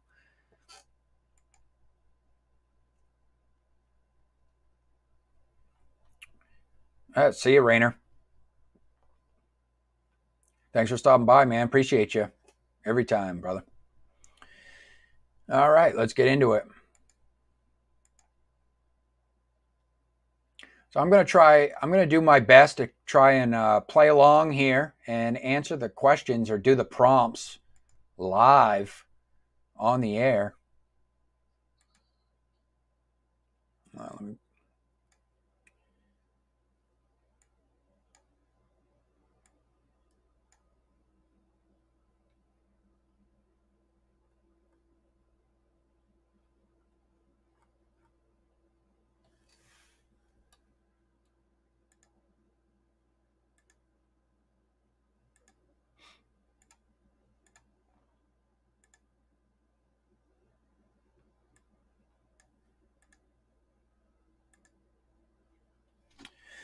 All right, let's see what we got here.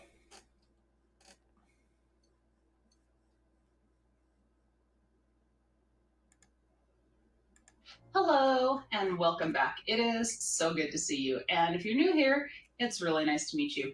I'm Monty, and on this channel we talk about all things that are fantasy and science fiction, especially when they have a little bit of romance in them.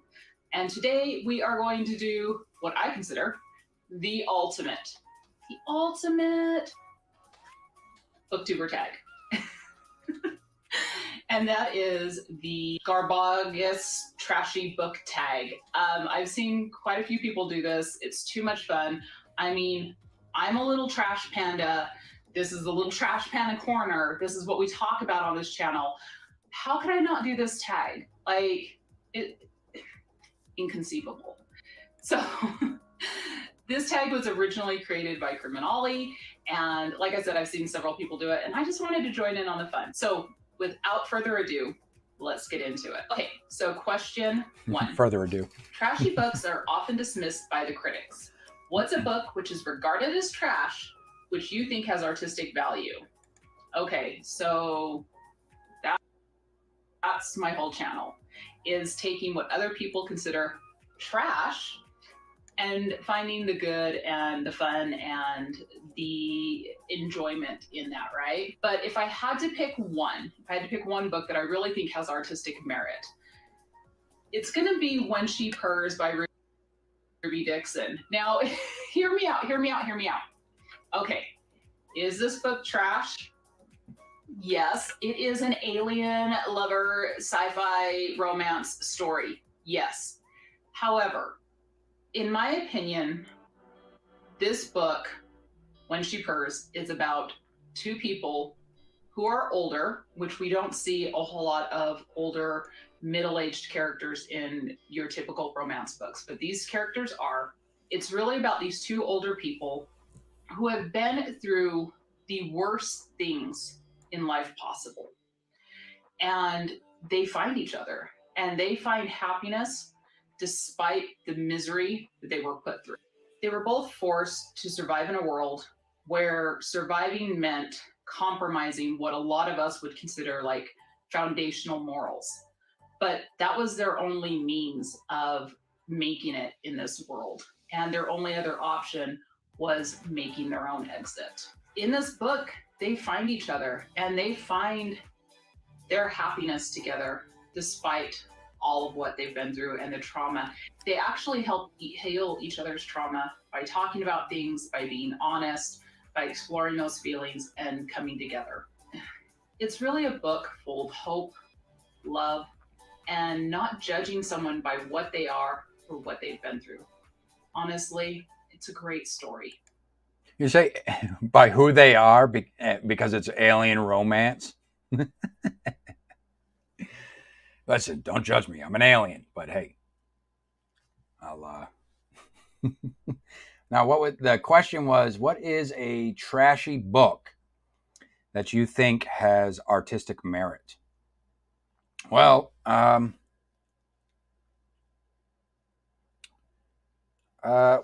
looking back on it, I would say one that is that I would think that is recognizable by quite a few people would be Atlas Shrugged. I think Atlas Shrugged has a bad rap of being a trashy book. And looking back on it, I would say there's certainly some sleaze. There's definitely some sleaze looking back on it, because you got this main character, right? Her name's Dagny. She's a boss babe. Okay, she's a boss babe, and she has all the big name guys throughout the story. There's three of them specifically, but that's all of them throughout the story. All the big name guys, the ones that pull all the strings in the economy effectively, or keep things afloat, if you will. And she develops a love affair with all three of them at some point throughout the book, and sleeps with them all too. And so it's like she's the boss babe. She's the boss babe, gets all the big name guys, including John Galt. John Galt's like the top notch of all the big name guys. His name is so big, he's got everybody throughout the book asking, who's John Galt? Who's John Galt? That's how big name he is.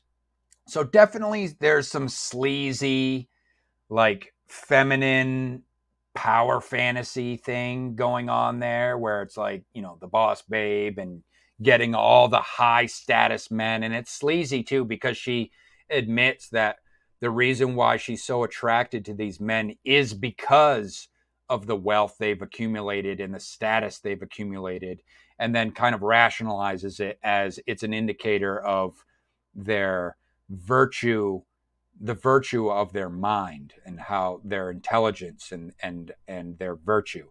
Like, money is tied to virtue in that book, which I think is kind of a, in hindsight, it's really not a good look. But I do think that book does have artistic merit to it, though.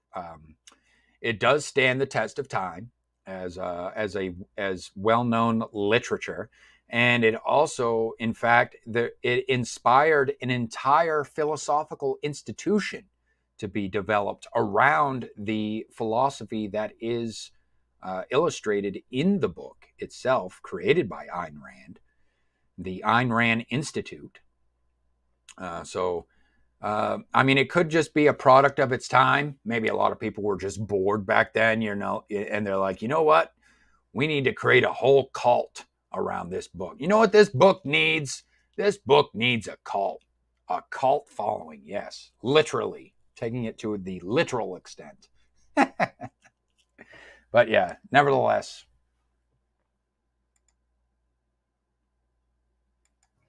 So, question 2. Critics often love books with extreme or challenging content. Which critically praised book did you think was trash? But I don't know if it was critically acclaimed, but it sure was popular, and I think it is like hot fire garbage, and that's 50 Shades of Grey. Yep, I just want to go on record and say, trash, garbage, worst of the worst. Couldn't even finish it. Hello, I'm here for the tea. Chip, chip, cherry out. Don't mind me. Because the writing was so poor. And that book gets so much wrong, and it's so toxic. I hate it. Never read it. 50 Shades of Grey, pure dumpster fire trash. Garbage. So, critically acclaimed book that I thought was trash. God, what do I have?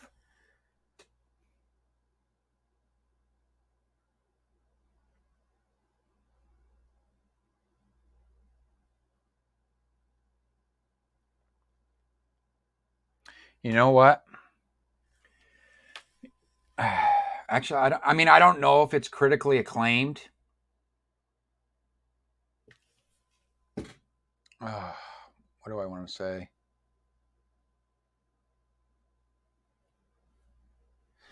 I don't know if it's critically acclaimed, but I know his name is critically acclaimed, and that is Charles Bukowski. I have Charles Bukowski, his one of his poetry collections. It's Love is a Dog from Hell. Now, I don't know if that book is critically acclaimed. I don't remember. It's been a while since I've read it, but I just remember like reading. I haven't read it cover to cover, but I have read quite a few select like poems out of the book, if you want to call them that. I would hardly call that poetry, what he's writing in that book. It's more or less just almost like glorified personal anecdotes and journal entries, journal scribblings, not even entries, just kind of like just mindless scribblings of day to day, a look into the world of a degenerate, a self-admitted degenerate. No, I don't know, get too much into the backstory of Bukowski and his childhood, his upbringing, and all that stuff. But I'm just saying his work specifically. It's just it's nothing that I would, it's nothing that I would really like look at and be like, yeah, that's something that is certainly memorable. Like, for instance, if that type of stuff, I mean, if you're somebody who's honest, you would look at Love is a Dog from Hell and you would read the stuff that's in that, the content in that book, the material of that book, and you would say to yourself, like, this would never make it today. Like, this is garbage. This is trash. This is like teenage boy, just talking shit and being weird. But for its time, I'm sure it was very edgy. It was very for its time. He was a man of his time, and I'm sure poetry was not something that was looked at as a very manly thing. So I've said this before, that I think Bukowski's sell was that he was like effectively this anomaly in the poetry scene, like this burly, kind of rugged looking, very masculine, macho man type that is like, who's this guy? He's writing poetry. What's he have to say? Let's get into the world of the dank and depraved. Question 3. Not everyone approves of trashy books. What's a book you wouldn't read in public? I don't have to worry about this. So, as you might know, I read almost all my books on my phone or my iPad.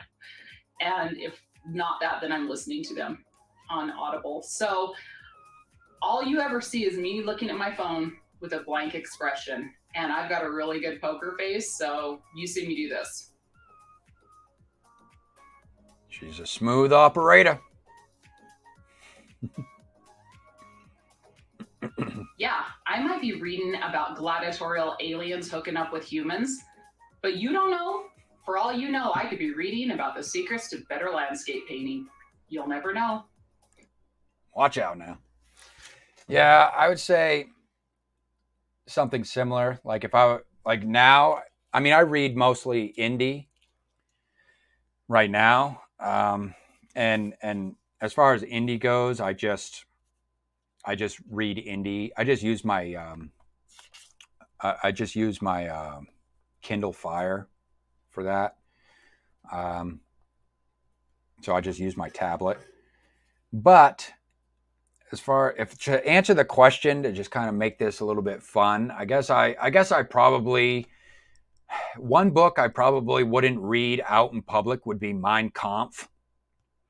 Not so much because I would be ashamed or embarrassed, but just, out of fear of attracting unwanted attention.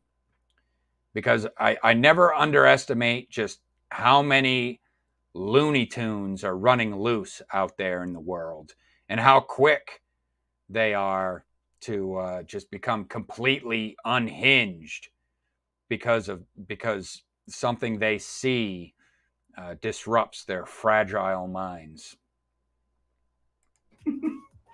Question 4. Books about killer animals are almost always trashy. What animal would you least like to be attacked by? Oh, this is easy, an emu. Seriously, no way. Now, emus are beautiful. I think they're beautiful, beautiful creatures. But check it out. They can run painting. You'll never know. What was that? Question 4. Books about killer animals are almost always trashy. What animal would you least like to be attacked by? Oh, this is easy, an emu. Seriously, no way. Now, emus are beautiful. I think they're beautiful, beautiful creatures. But check it out. They can run 30 miles per hour. I can't run 30 miles per hour. Heck, I can't even drive in my neighborhood over 25 miles per hour. That emu's going to get me. Second off, they hiss, they bite. The females thump, which is terrifying to hear. Not only that, they're the only bird that have calf muscles. So, yeah, they can kick. And when they do kick you, they have claws at the end of their feet that can eviscerate you. Plus, little known fact, they have little claws on the end of their wings. They have a little claw on the end of their wings. They are terrifying. They are beautiful. They're lovely, but they are not to be messed with. Question? There's so many. That was an interesting one. I have to say, kudos for that one, for the creativity. There's so many obvious answers to this question, but you want to know what I'm going with, Monty? I would not want to be attacked by Frank. Probably because I'd be afraid I'd probably hurt him if that happened. I'm just saying. 5. Trashy books often flourish in specific genres. What's your favorite trashy subgenre? Come on. Science fiction, and more specifically, alien lover stories. Like, look at my channel. What is 90% of it? Yes, alien lover subgenre. Question 6. Famous people love to milk their fans by I missed that. Alien lover subgenre. What was the question? Alien lover subgenre. Alien lover subgenre. Oops. Lovely, but they are not to be messed with. Question 5. Trashy books often flourish in specific genres. What's your favorite trashy subgenre? Come on. Alien lover subgenre.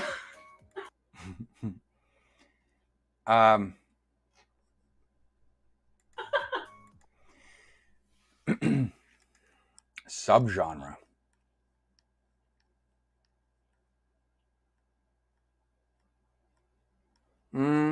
I'd probably say, as far as trashy subgenres go, maybe this one hits a little too close to home, but anything dealing with the occult, anything dealing with secret societies, magical rituals, sensationalizing demonology, anything like that. Cults. I mentioned cults.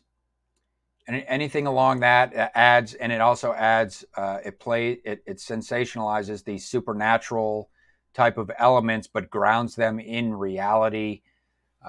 Anything like that. I like that type of stuff.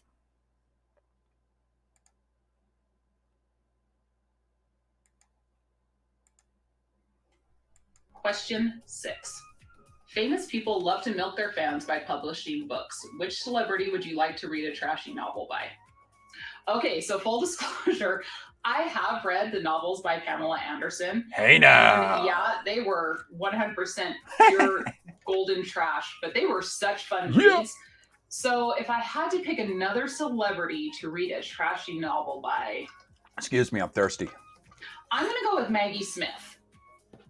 Because, I think it would be a different take on a trashy book, and, what she's seen in her career and all the people she's worked with, it would be filled with scandals galore. Maggie Smith.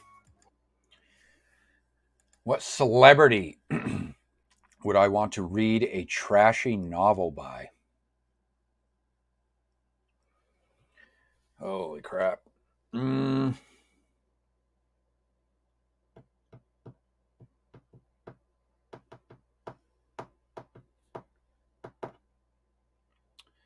I don't know.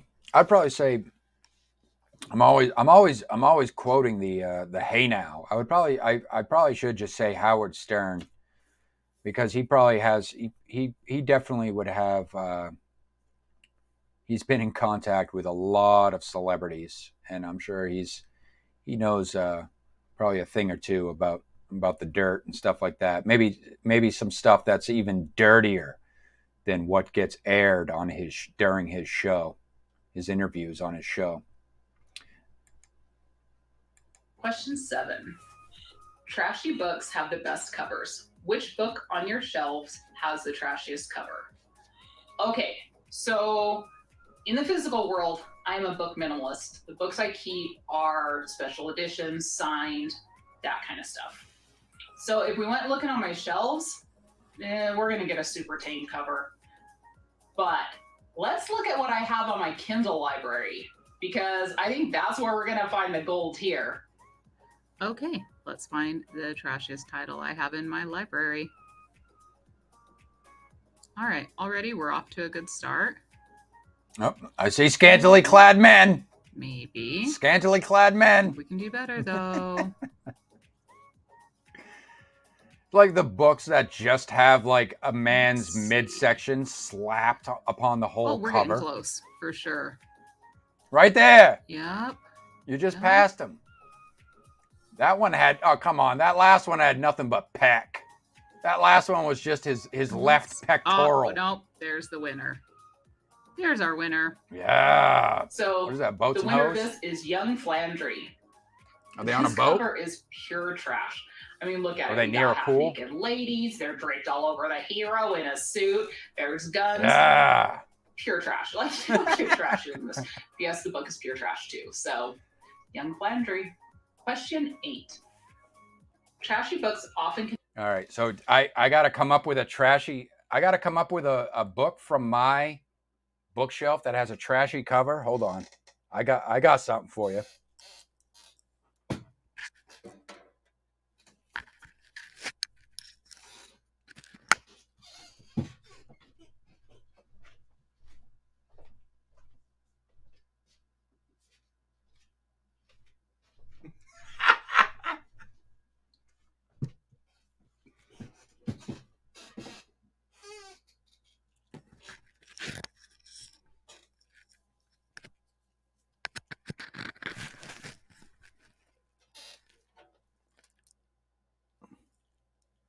All right. You ready? I think you'll get a kick out of this one. Ready? How's that for trash? Is that a trashy cover or what?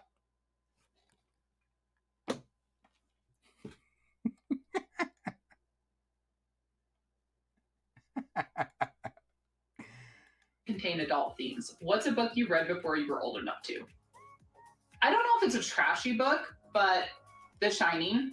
I read it when I was in middle school. I was way too young for that book. It was so graphic. Just so graphic in so many different ways. Yeah, The Shining. So What was a book that I read a book that was trashy that I read before I was old enough to? I stumbled across I think I was spending the night over a buddy's house, and I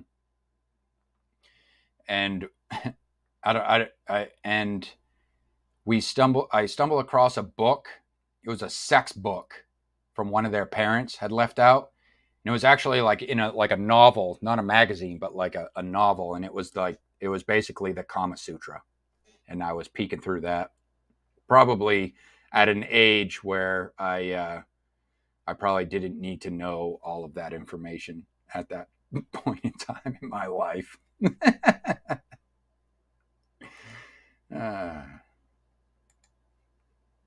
So question 9.